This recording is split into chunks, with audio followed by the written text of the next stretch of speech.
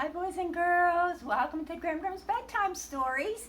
We have a guest with us tonight and his name is Everett. Come here, Everett. Sit next to Grandma for a little bit till I tell him who you are.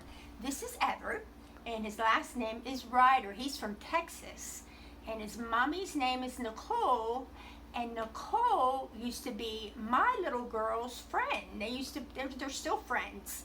Now this is Nicole's little boy and your name's Everett. What's your Ryder. And what's your daddy's name? Luke. Luke. So say hi, Luke, or hi, Mom. Hi. Yeah, hi, Mom. Hi, Dad. Okay, so where are you from? Where do you live? Texas. Wow, that's a far way away from Pittsburgh, huh? You have to take a plane here, right? Okay, so we asked Everett to come because we want him to pick out a story, and he did. He picked out our story for tonight, which is really nice. So sit over there and we'll get Snuggles and see what he's been up to, Everett. Who knows? Come here, Snuggles. Come here. I'm coming. All right. You know what? What? See? Well, you can't see your eyes, but nobody can see your eyes. You know why? Why? Because you're too furry. And so guess what you need? Haircut. Yep. You need a haircut. I know you don't like haircuts, huh? No, I'm scared of scissors. But the lady's really nice with you to cut your hair, isn't she? Yeah, she is. Okay. So tonight, Everett's with us. Did you see Everett? Yeah, hi, Everett. Hi. So Everett's with us, and he picked out our story for tonight, which is called Dumbo, which I don't like that name, but somebody gave him that name, Dumbo, and he's an elephant. Right? Right.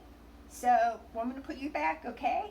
Okay, Gram. And we're going to see. Uh-oh, who is this? Who am I talking to next? I can't imagine. Oh, I know. I knew it was you, Sweet Pea.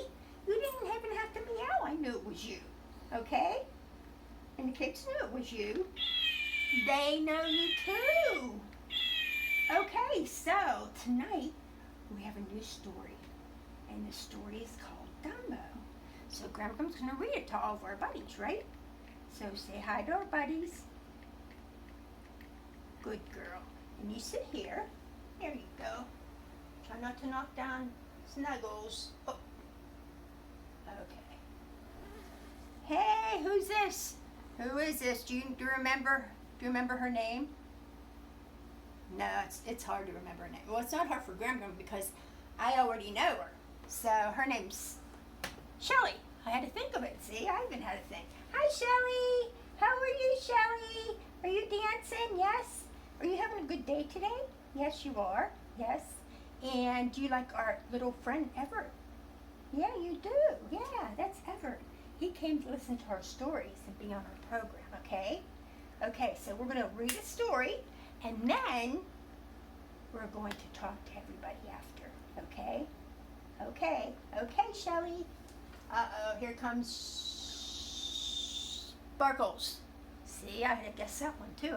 Sometimes Grandma forgets, but I should know Sparkles. You know why, Everett? I should know Sparkles? Because all she does is dance. All she wants to do is dance. Okay, so we're reading a story tonight, okay? Okay, but I don't think you can dance to it. She said she can dance to everything. Okay, well, that's okay. If that's what you like to do, you can keep dancing to the story, all right? Okay, so I gotta get somebody else. Uh-oh. Here he is. I'm scared. Grandma's scared. Only because Spunky is so loud. Maybe he'll be quiet today. You think he'll be quiet ever? I don't know. Spunky. Oh, he's being shy. Why are you shy? Oh, because he doesn't want to make a lot of noise. But he just can't help it. I told you. Okay, calm. Why do you make so much noise? Oh, you know what he said? He said he does that because he hopes somebody will give him a banana. Nah, that's silly. No. I know. So, there's our buddies out there. Say hi to our buddies. And there's Everett. Say hi to Everett. And we're going to be doing a story tonight about Dumbo, okay? Okay, so I'm going to sit you down. Will you be quiet and listen to the story? I know he's shy again. He gets shy a lot. I don't know why, because he's so loud. Okay, I'll put you back. And does everybody remember what Graham has to put on before she reads her stories? Everett, do you remember? Glasses. Her glasses, right, her glasses. There we go. There's her glasses. So tonight's story is called Dumbo. He's so Like cute. this elephant.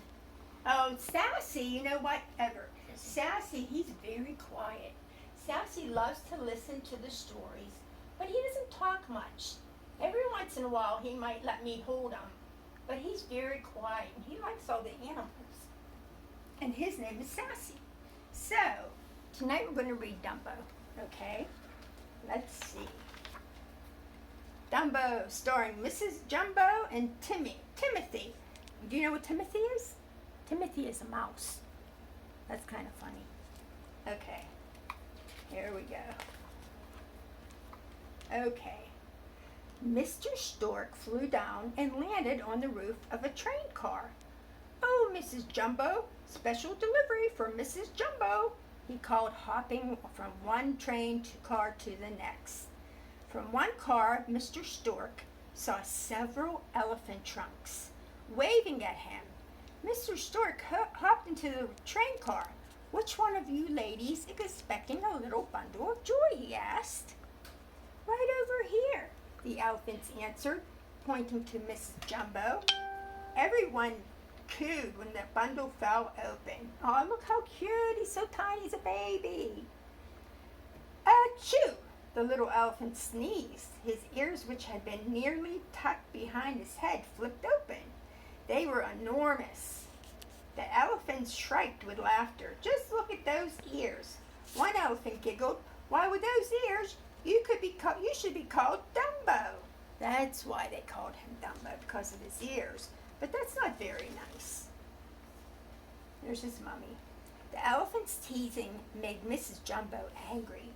Turning her back on the others, she picked up her baby and carried him to a corner of the train and bade him dine. She didn't care if her baby's ears were big. She thought he was beautiful just the way he was. Cuddling him in her trunk, she gently rocked him to sleep. The next day, the townspeople followed the parade to the circus ground. "Hurry, hurry, hurry! Step right up and get your tickets!" The circus barker called to the gathering crowd.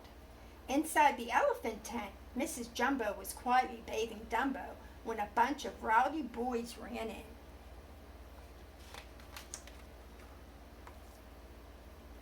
"Look at those ears," they shouted when they saw Dumbo. "Isn't that the funniest thing you ever saw?" The boys wiggled their ears and stuck out their tongues at Jumbo. Laughing and jeering, the boys pulled Dumbo's ears. Mrs. Jumbo wanted to protect her baby.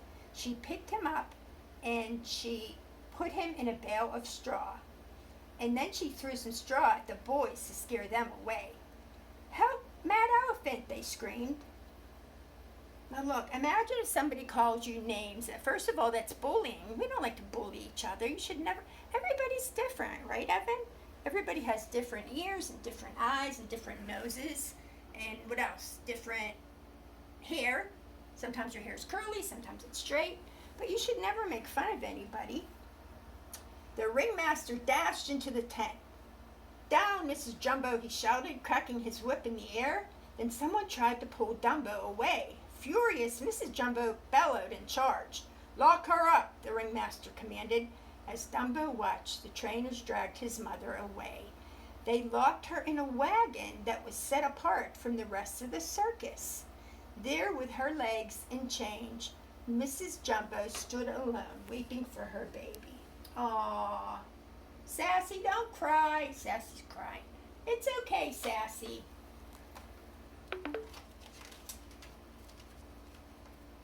Okay. Dumbo, crying for his mother, thought he had no friends in the world, as the other elephants turned their backs on him. But Dumbo was wrong. Someone did want him to be his friend.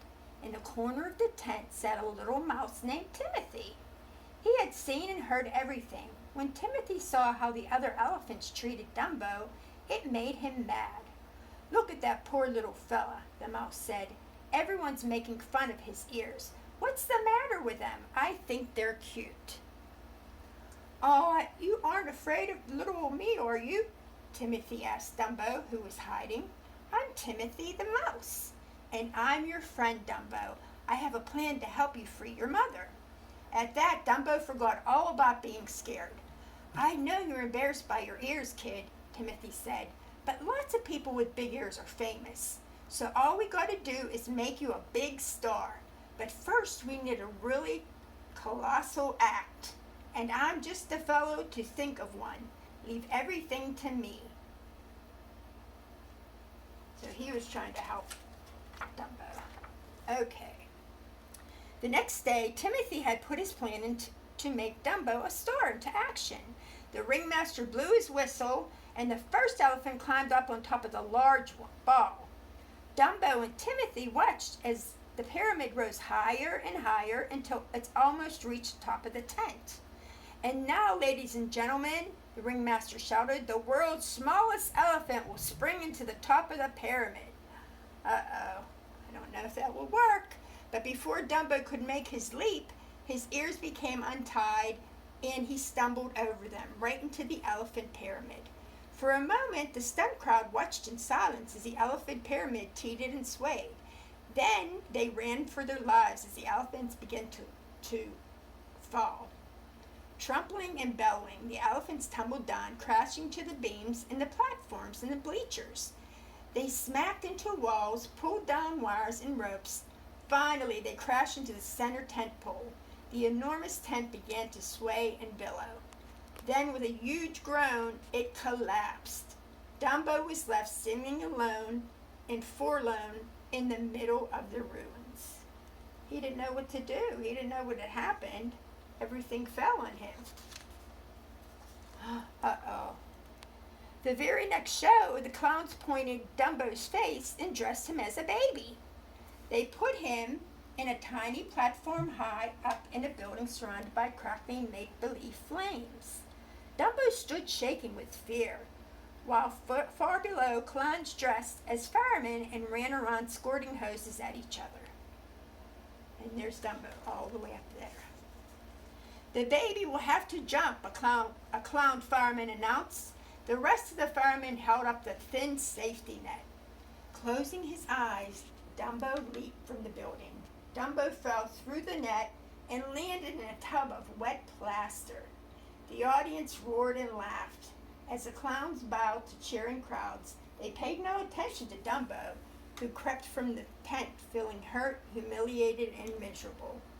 Poor Dumbo. They were just all making fun of him, and it just wasn't fair. After the show, the clowns celebrated in their tent. "Cheer up, Dumbo," Timothy said as he scrubbed his friend's sad little face. "I found out where they're keeping your mother. I'm going to take you to see her later tonight." A wishful smile crossed Dumbo's face. Things wouldn't seem so bad if he could just see his mom. Sometimes how we like to just see our moms and when we're feeling sad and just want to get a hug from her or something. Later that night, while most of the circus folks slept, Timothy took Dumbo to the wagon where his mother was chained. "Mrs. Jumbo, someone's here to see you," Timothy called. Mrs. Jumbo put her trunk through the bars of the window and stroked Dumbo's head. She wrapped her trunk around Dumbo and rocked him lovingly. At last it was time to leave. Tearfully, Dumbo and his mother waved goodbye. But he got to see her for a little bit, but she was in these bars. As Timothy and Dumbo returned to the clown's tent, they heard the clowns talking about their act. "Let's make the house taller tomorrow," shouted a clown. Dumbo felt so sad. He didn't like being laughed at by so many people during the clown's act, and a taller house just sounded scary. All Dumbo wanted was to be with his mother. He started to cry. Dumbo was tired. Timothy sat by his side and tried to comfort Dumbo. As Dumbo stopped crying, his eyes began to droop until finally they were shut tight.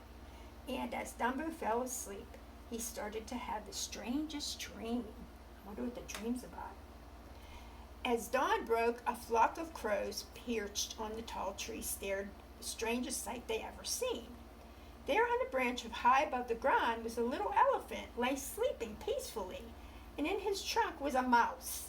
It was Dumbo and Timothy. We'll better wake those two up and find out what they're doing here, the crows decided. This is our tree. Elephants don't belong here. Dumbo woke up fast. He fell out of the tree. The crows laughed. "Aw, don't pay any attention to them," Timothy said, helping Dumbo up. "I do wonder how we got into that tree, though. Maybe you flew," one of the crows shouted. No, I don't think Timothy could fly. "Oh, sure," Timothy shrugged his shoulders. "Maybe we—" Timothy stopped and stared at Dumbo's eyes. "That's it, Dumbo," he exclaimed. "Your ears, they're perfect wings. You're the world's only flying elephant." The crows started laughing at Dumbo. "You should be ashamed picking on a little fellow like that," Timothy scolded them. The crows felt bad. One of them handed Timothy a black feather. "Tell him this is a magic feather," he said, "and so as long as he holds it, he can fly." Timothy gave Dumbo the feather and told him what the crows had said. Dumbo believed every word. Now all he needed was flying practice, Timothy said, climbing into Dumbo's hat. Dumbo clenched his feather, closed his eyes, and flopped his ears. Suddenly he was soaring.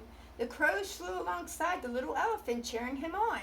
"Why, he flies just like an eagle. Better than an airplane," they shouted. "Hot diggity, you're flying. You're really flying," Timothy shouted. "I knew you could do it. Wait till the next performance. We'll show everyone what you can do." Soon it was time for Dumbo to perform again with the clowns. He stood on the platform with Timothy, perched his trunk. The clowns had built the burning house higher, and the ground looked very, very far away. But this time Dumbo wasn't afraid. He clutched his magic feather in his trunk and waited for his cue. Come on, jump, jump," the clown shouted, and that's really far up.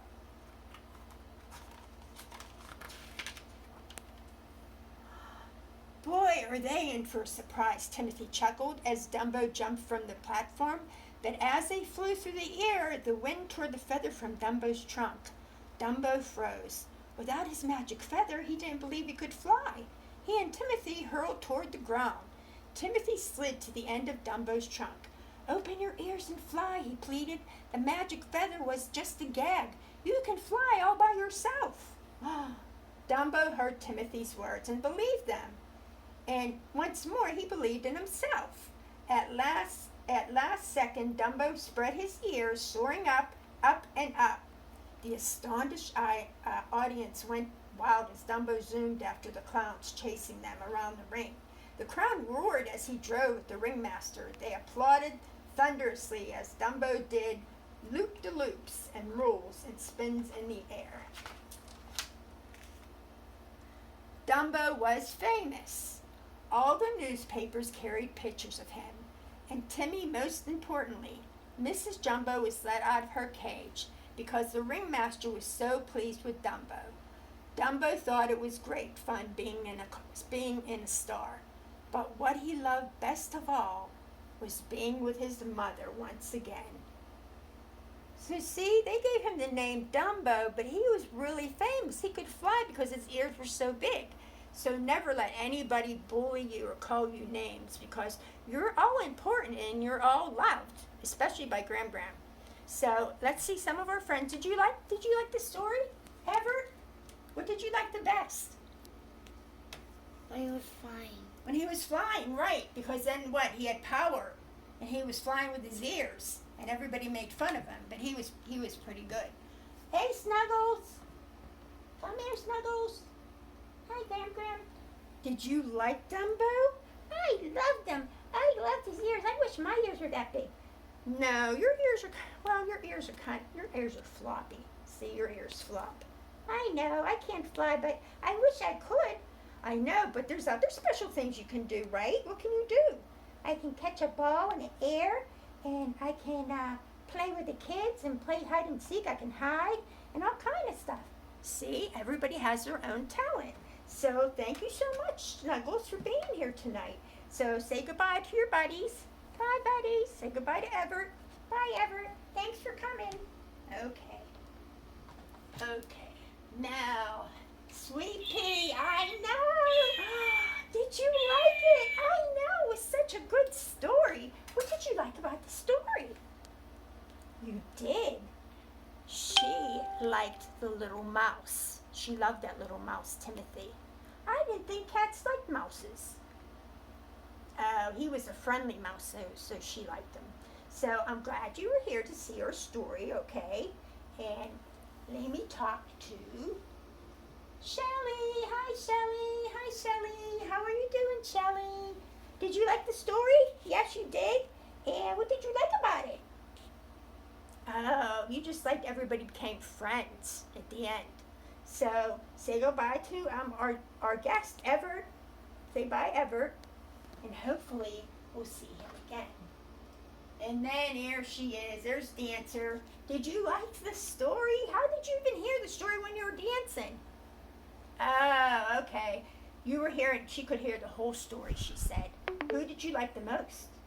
Did you like Dumbo? Did you? Why? Because he was so cute. I know. He was very, very cute. So, we have one more buddy here. And before I forget, we're going to go, but we'll be back on August the 9th because Grandma's going to be away. So, Snuggles and I both say goodbye. Thanks for coming. Bye.